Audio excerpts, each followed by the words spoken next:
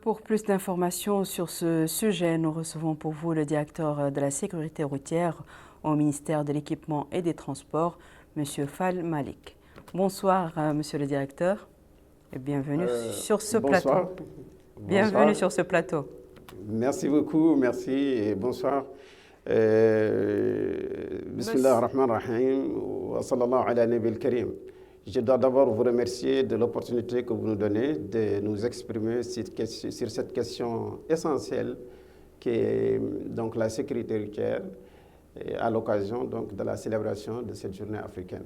Merci beaucoup. Monsieur le directeur, que signifie pour vous la journée africaine de la sécurité routière? Alors, la journée africaine de sécurité routière est une initiative des chefs d'État africains.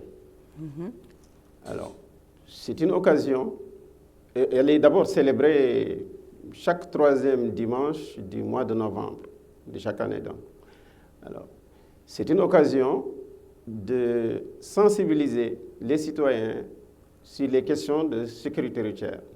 Cette année, nous l'avons placée sous le thème de la priorité qui doit être accordée aux piétons.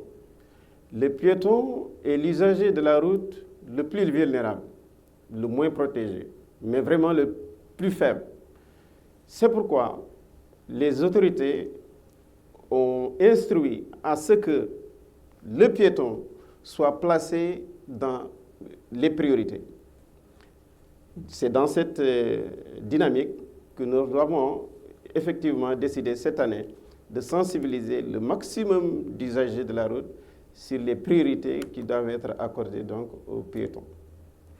Ce n'est pas la première fois qu'une campagne de sensibilisation dans ce sens est organisée par votre département. Avez-vous remarqué une amélioration dans ce cadre et cela s'est-il reflété sur le nombre des accidents sur les routes dans notre pays? Vous savez, il y a une dynamique qui a été enclenchée et qui commence à porter des fruits.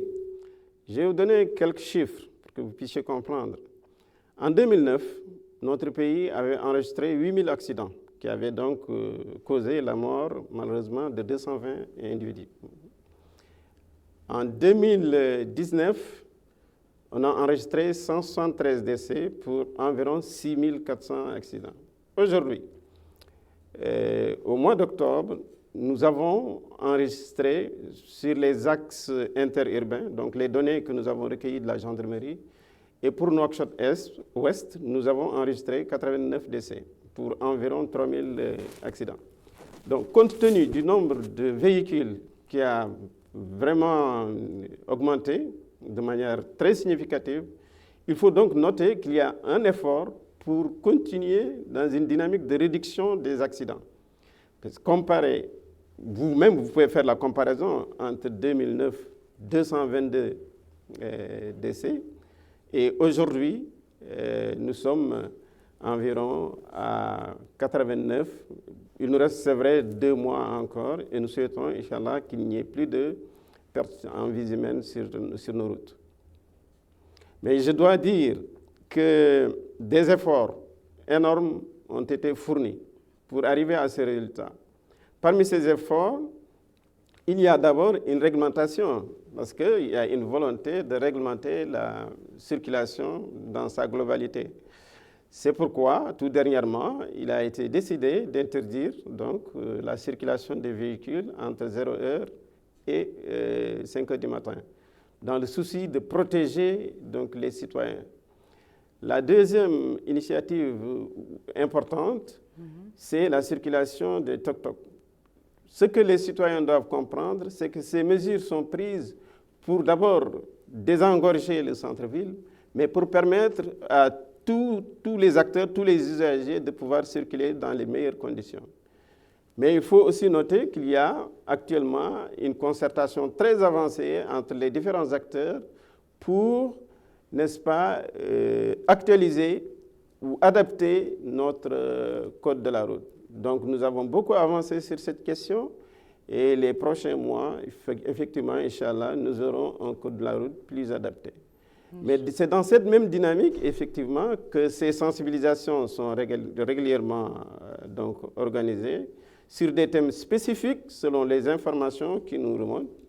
Parfois, nous sensibilisons sur l'excès de vitesse, d'autres fois sur la ceinture de sécurité, sur le téléphone au volant. Donc, sur toutes ces questions, nous sensibilisons donc les citoyens. Mais il y a également des efforts d'installation des panneaux.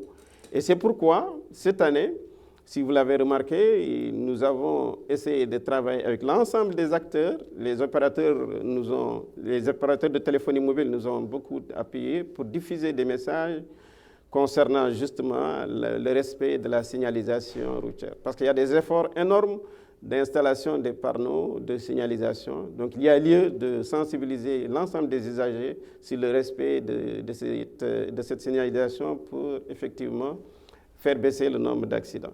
Mais il y a également des efforts dans l'entretien des routes. Donc le département, à travers ETR, fait d'énormes efforts pour effectivement continuer à entretenir les routes et à tout le temps dégager les obstacles sur les axes routiers.